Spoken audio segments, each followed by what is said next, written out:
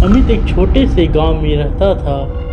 वह शहर में अक्सर नौकरी करता था, लेकिन महीने के अंत में अपने घर आता था। इस बार भी वह घर लौट रहा था, लेकिन शाम ढलने के बाद ही गांव पहुंचा। रास्ते में वह एक छोटे से जंगल के पास से गुजर रहा था जब उसकी बाइक अचानक बंद हो गई।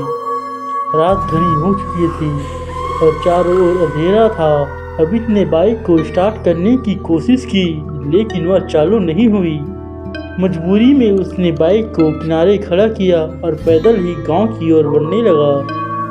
थोड़ी दूर चलने के बाद उसे ऐसा महसूस हुआ जैसे कोई उसका पीछा कर रहा हो।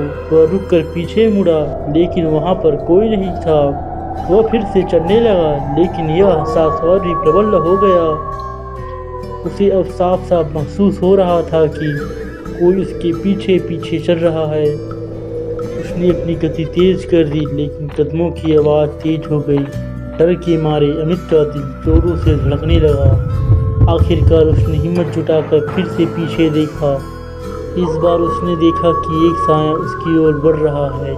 वह साया एक महिला का था, जिसकी आंखें लाल जल रही थी।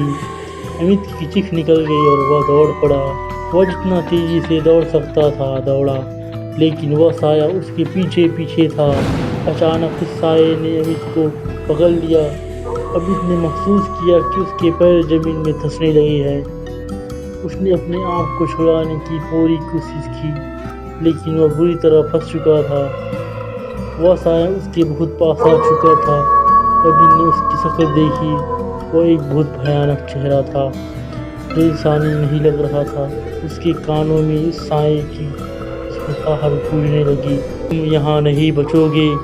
अमित की आंखें डर से फटी जा रही थी। अगले ही पल वह साया उस पर झपट पड़ा। अमित ने एक आखिरी बार जोर से चीख मारी और फिर चारों ओर सन्नाटा छा गया। अगले दिन सुबह गांव के लोग जंगल में अमित की बाइक पाए। अमित का कहीं भी कोई निशान नहीं था।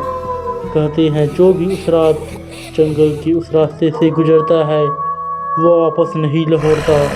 अब भी लोग उस अंधेरी रात को याद करके कांप उठते हैं, लेकिन गांव वालों ने उस रास्ते को बंद कर दिया। लेकिन उस रात की गूंज आज भी लोगों के कानों में सुनाई देती है और उस साए की कहानी लोगों के दिलों में डर पैदा करती है। कहानी पसंद आए तो हमारे YouTube चैनल को सब्सक्राइब कीजिए। फिर मिलते हैं नए वीडियो पर नई रोचक कहानी के साथ।